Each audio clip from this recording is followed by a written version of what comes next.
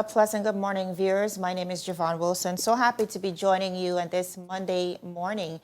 Now, we're following what's happening on the twin island of St. Vincent and the Grenadines. After 42 years, we see the La Soufrière volcano erupting and has essentially become a danger zone for thousands and thousands of people. Now, today we are speaking with an esteemed guest out of St. Vincent. That is the Minister of Agriculture, Forestry, Fisheries, Rural Transformation, Industry, and Labor, Honorable Saboto Caesar, of course, to get a closer look at the chaos on the ground over there in St. Vincent and the Grenadines. So please stick with us.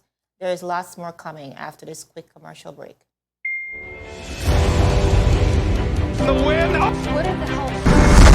I'm freaking out. Is about these people. It's always a pleasure coming to you live and direct from the What's poppin'? What's really good? Davis has won it for the Lakers.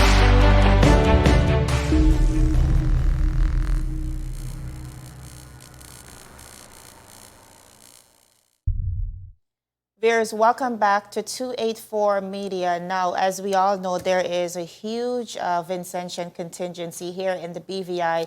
And so we've been really following very closely the happenings on the ground as it relates to this volcano that is erupting after 42 years. To speak with us today is the Minister of Agriculture out of St. Vincent and the Grenadines, of course, Agriculture, Forestry, Fisheries, Rural Transformation, Industry, and Labor, Honorable Saboto Caesar. Welcome to 284 Media. Thank you very much, my sister, and I want to greet everyone in the British Virgin Islands. And it's basically for many of us a home away from home, because you know of the very large diaspora population of persons from St. Vincent and the Grenadines living in the British Virgin Islands. Absolutely, and we are so very concerned with what's happening over there. Now, we've been hearing updates, we've been seeing videos, pictures of what's actually going down, but as someone who is on the ground, how bad would it be? What would you say it is as we speak? Well, definitely the impact is catastrophic. For several months, we were monitoring an effusive eruption, and the eruption went explosive a few days ago and has continued to erupt. In fact, the most recent explosive eruption that took place was this morning on about 4 a.m. Now, what is happening is that the island is divided up into different zones based on the level of threat from the volcano. And the most dangerous, of course, is the red zone. So far, what has been taking place is to ensure that the red zone is cleared and that the persons are removed from the red zone. There were persons who voluntarily moved, the persons who were assisted by the government to move very early, even before the explosive eruption started. But there are still some persons who did not want to move. And that has basically posed a problem, because you have now persons have to go back into the red zone to get these persons and to rescue them, when at the last moment they have decided, okay, I want to move because they feel finally threatened by what is taking place. Wow, that's a lot to take in. I know I was going to actually ask you to get into the different zones. Now, I'm hearing just about 20,000 persons were eventually instructed to leave those danger zones. And you're saying not everyone is really paying heed to the instructions. What is your biggest fear for persons who may have decided to, stay back and face the fear of what's happening with this eruption? Yes. Well, there are three major threats for persons who are still there. One, there is extreme ash. A lot of ash, basically, ashfall is significant. And this, with other gases, can cause your suffocation. Secondly, something took place this morning called pyroclastic flows. And this is Yes. where you have coming down the mountain sides, aggregate, and this can definitely bury persons if you are not aware to get out of the way. And it's not something that you could easily get out of the way. So you have that. And secondly, and thirdly, you'll be cut off from supplies. So And we're those are already three hearing, reasons. yeah, I Yeah, apologize. so those are three I was going to say reasons. we're Those already are hearing three reasons. about the water disruptions and electricity as well. And so persons are essentially trying to get as much assistance to the St. Vincent and the Grenadines as possible. Um, let's talk a little bit about what happened this morning. You mentioned the lava and the ash. We're hearing literally that stones are falling from the sky and essentially like bursting the windscreens out of cars. We've been seeing videos with vehicles unable to essentially move, persons having to push their vehicles on the roadways. Let's speak about not just what that looks like, but also what has government been able to do from your end. What has government been able to do prior to the eruptions on Thursday as it relates to getting people to safe zones, shelters, and so on? Yes, but just one correction that you noted there. Not lava. It's a Lava. pyroclastic flow. Basically, it's aggregated material that is coming down the mountainside, not a lava flow. Yes. Okay. Now we in the preparatory stages basically had all our shelters fully operationalized to evacuate persons. Now it was always going to be a short notice, and in the scheme of volcanic eruptions, you get probably 2-3 days down to some hours because of the unpredictability of volcanoes.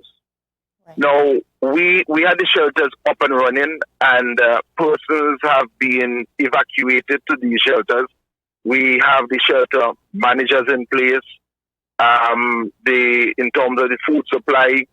But the significant issue, though, there has been disruptions in water supply because the Central Water Association system basically had to turn off the mains because of the heavy ashfall. The ashfall has been significant. And the CWSA basically had to turn off the water supply. So there's persons now who are grappling in that aftermath in order to get water. All right. So as it relates to the shelters, I know this in itself is a catastrophe, but we're also Yes. co-managing that with the reality of COVID-19.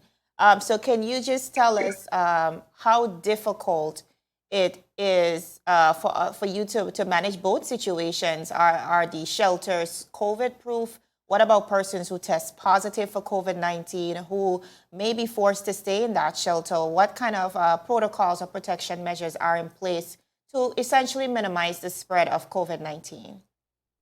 Okay, so let me deal with the water issue first. So the Central Water and Sewage Authority basically is addressing the issue of providing water for the shelters and for the country where there was a disconnection. Now, all of this is taking place within the context of, and again, the backdrop of the COVID-19 pandemic, where we know globally there are established protocols that would have to be followed. But when you have a search and rescue, when you have persons having to basically move in large numbers, it is definitely going to compromise how you implement some of these protocols. However, what we are doing is that at these centers, we are making sure that we advise persons who, in all practical circumstances, do their physical distancing, do the wearing of the face mask, the hand sanitizing, And of course, all of this is impacted on the issue is the fact that I mentioned that water is usually interrupted, and sometimes, in fact, you also have an interruption with electricity. So we are basically operating in conditions that we're working to ensure that the COVID-19 protocols and advice and the prerequisites are being followed to the best of our ability. Now, what numbers are showing up in the shelters? What's the capacity there? Because we've heard that over 20,000 have been forced to evacuate, but I can imagine that it would be really hard to house 20,000 people. And when I say really hard, I'm speaking in relevance to the government shelters that have been put in place. Where exactly are people going outside of the shelters? Right. So basically, there are some persons, a lot of persons have families and friends. So even before persons started to move to the shelters, persons were moving to different zones, safer zones, where they have family members, they have friends, and this definitely would have taken up a significant percentage of the persons who had to relocate.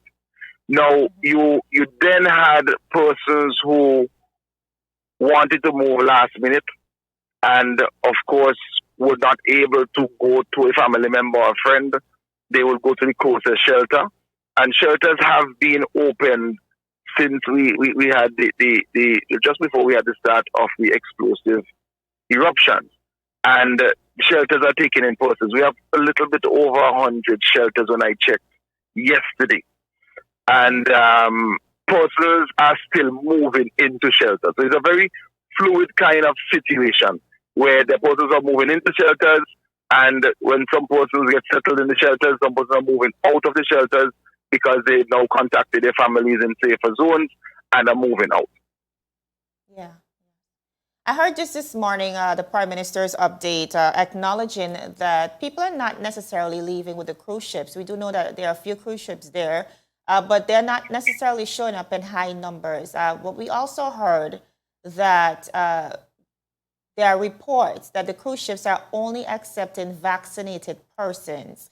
Can you confirm whether or not that is true, and whether or not you think that may be a reason why people aren't necessarily heading onto those cruise ships to head to safer grounds? I don't have the information on that issue because my focus basically was assigned to food security, the recovery efforts from the agricultural sector. So the National Emergency Management Organization would have that sort of information, and the chief medical officer. But I'm not privy to that information. Understood. Now, this began on Thursday, and it's been a few long days already. But for persons who may be watching and may not be familiar with the reality of what volcanoes are and what they do, how long is this type of activity expected to last, Honorable Caesar? Yes, and then again, I address the issue from the standpoint that it's one of the most unpredictable natural disasters that can happen known to man. So it can run few days, it can run months, and it can run even more than that. There is no set timetable to it. It's not like a hurricane where we're in the eye of the hurricane and it is going to take a few more hours. It's not like a cyclone. So all that information, there isn't a final answer to it. All right, let's bring it back to the needs on the ground. You did mention that you oversee at least food security in this instance and water, and the importance of getting that to persons. I know lots of persons may be stuck at home at this point. Is there any efforts to get food to the individuals who may be compromised? You did mention the flow of water as well. But as it relates to what we can contribute in the region, what are the needs on the ground that we can support St. Vincent in this time? Right. So from a food security standpoint, what we have been able to do is to aggregate the information from what we have at the stores, at the groceries, and what our farmers will have. Now, because of the heavy ashfall, it is very difficult to access certain areas. And definitely the agriculture sector is taking a pounding. So there are a lot of persons who will be receiving goods from the supermarkets, and these are bought by the government in a centralized and aggregated sort of fashion and distributed to the centers. And this is going to be augmented later on this week, whereby persons who are not at the shelters who are in need of assistance will have that sort of program. We had a similar program during the early days of COVID-19 called the Love Box Initiative. This is where we distributed packages. It's the same program that you had there in the BVI, was where you sent around the packages. So you have that consolidation, and then they are now disaggregated and sent around to the different areas and homes. Excellent. All right. As we reflect on what has happened in the past, there was one in 1979, I believe, a volcanic eruption, and then back in 1902, definitely a more catastrophic incident. Let's speak to injuries, fatalities. Have we seen anything of that magnitude as yet since this began on Thursday? Definitely not in the numbers from the 1902 and 1979 in terms of the casualties, and there weren't any recorded deaths, I was advised, in 1979. I think that with the advent of the cell phones, the levels of communication that we have available today, and the fact that the scientists had properly advised and the government had properly mobilized, and persons, a lot of sensitive issues were raised and persons were able to move in time, that we have not seen that level of casualties that we saw in 1902. Of course, every eruption is different. We're dealing with plate tectonics, and they react differently in different circumstances and different times. Absolutely. All right, Honorable Caesar, as we begin to wrap up, I just want you to speak to not only the Vincent'S diaspora here in the Virgin Islands, but also just yesterday, our Premier of the Virgin Islands, Honorable Premier Foy, did mention to our newsroom that he made a pledge to assist St. Vincent and the Grenadines wherever it's necessary. I do know as well that the government of the day is also meeting with the heads of government across the OECS just to determine what the approach is going to be. So there is a willingness to help. If you can speak to the government, the Vincent'S diaspora, but also wider BVI as it relates to not just what's happening there, but what or how we can assist our brothers and sisters over there in St. Vincent and the Grenadines. What would you say? Well, first of all, I want to thank everyone for the love and the solidarity. You know, the telephone calls, the messages on WhatsApp. Persons are in contact with their family members and their friends. After all, we are one Caribbean region, and the outpouring of love definitely is heartwarming. I would really encourage those persons in the diaspora, in the BVI, to keep in touch with their family members. A lot of persons are going through one of the most challenging periods in their entire life, and we really want to keep things together. We are very resilient people, and we are going to be very steadfast and resolute as we move through the different phases which may be unfolded to us. Now, in terms of assistance and relief efforts, I know that this takes place at different levels. There's the individual level, where I would call my grandmother in St. Vincent and the Grenadines and basically render some assistance. There is the level of the government, and I know that as you're aware that a meeting is currently taking place as we speak, and there are non-governmental organizations and CBOs that will be doing their work, and the Ministry of Foreign Affairs is well placed to take this information and has been reaching out, has been getting a lot of assistance already. And I just really want to thank everyone for your love and your solidarity. Excellent. Honorable Caesar, we may not be there physically with you guys, but our hearts and our prayers are definitely with you. We want to stay updated on what's happening on the ground, but also to assist in whatever ways we can. We wish you guys all the best, and we trust that at the end of this, you will rise stronger and better. Thank you very much. And keep us in your prayers, okay? As always. Thanks. Absolutely.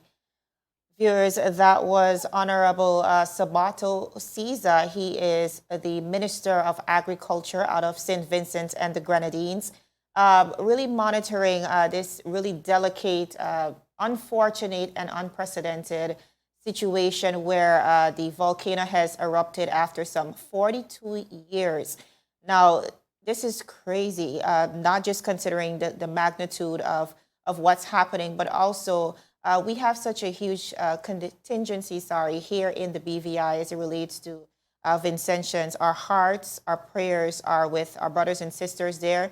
Many of our residents who actually reside here are currently in St. Vincent and the Grenadines. So we want to continue to wish for the best and, of course, keep you updated on what's happening. But most importantly, remind you that even though we are all going through a pandemic and essentially low on funds, low on supplies, we want to also remember our brothers and sisters in St. Vincent and the Grenadines as they forge their way forward in what I would consider to be a double tragedy. So we will be keeping you updated on this. I want to thank you so much for making the time to join us today for this very important interview, and we do plan to continue the conversation. All right, until this afternoon when we join you for our 6 p.m. newscast, I want to say have a great afternoon and God bless.